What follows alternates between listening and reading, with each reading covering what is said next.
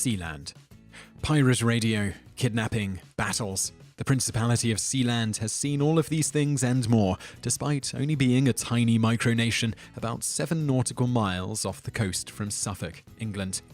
If you haven't heard of Sealand before, it's the site of one of Britain's Maunsell naval sea forts that were utilised during World War II. Of Roy Bates, broadcaster of the illegal station Radio Essex, aka Britain's Better Music Station, was caught by authorities and ultimately needed a new location for his pirate station. What better place for a pirate radio station than at sea in international waters? Using his military training, he was a major in the British Army during the war. He managed to evict the squatters before becoming one himself. Along with his 15-year-old son, he declared his oceanic fort an independent sovereignty and renamed it Sealand.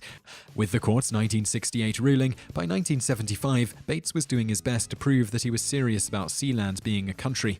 At the encouragement of his wife, Joan, he wrote a constitution, designed a flag, wrote a national anthem, invented a unit of currency, and even had postage stamps made up. In the following years, he would also add passports to that list, which, to this day, you can purchase.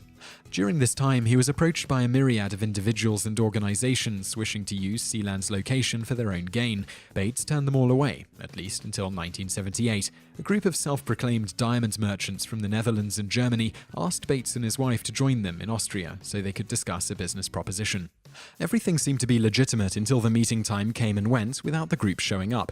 Concerned, Bates attempted to make contact with Michael via phoning some fishermen, but learned from these fishermen that a helicopter had been spotted over the country. The invaders were a group led by the self-proclaimed Prime Minister of Sealand, German lawyer Alexander Eichenbach, who had hired Dutch, Austrian, and German mercenaries to aid him in taking over the fort.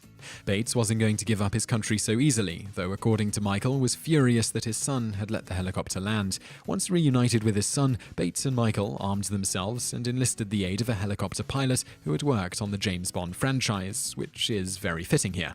According to Michael, they approached the fort into the wind to mask the sound of the helicopter and chose dawn to strike when the invaders were likely to be groggy or still asleep, but there was still enough light to attack by. Michael and his father slid down ropes that were suspended from the helicopter, the former armed with a sawed-off shotgun and the latter with a pistol. The usurpers emerged from the fort to see what was going on. While many reports say Michael fired a warning shot at them, which scared the invaders out of their wits, no doubt also because of the action hero-like entrance, Michael doesn't claim such. Nevertheless, when the invaders saw the princes of Sealand had returned armed, they surrendered immediately and were subsequently tried and found guilty of treason, then held as POWs until their home countries could negotiate their release. The price of this release was set at about the equivalent of $35,000 in Deutschmarks, or about $125,000 today. Germany then sent one of their diplomats to negotiate the release of the POWs. This also bolstered the Bates' claim that Sealand was an independent nation, or so the family stated, as Germany had now undergone diplomatic relations with the micronation. After a couple of weeks of negotiation, the Bates family let the invaders go. However, once back home, the ousted Prime Minister of Sealand, Archenbach, set up the Sealand rebel government as a government in exile and the true rulers of Sealand. No one else bothered to try and utilize the country again until the Falklands War in 1982. Some Argentinians asked Bates to sell Sealand to them due to its proximity to England. He respectfully declined. In 2008, representatives of Sealand won the World Egg Throwing Championship. Sealand participates in various sporting events, often with athletes from various nations volunteering to represent the nation. In 2007, the popular torrent site, the Pirate Bay, attempted to purchase Sealand, but were turned away. And in 2000, Sealand became the home to Haven Co., a data hosting service company, with Michael Bates listed as one of the directors of the company. The company later ceased to be in 2008, but in 2013 was resurrected.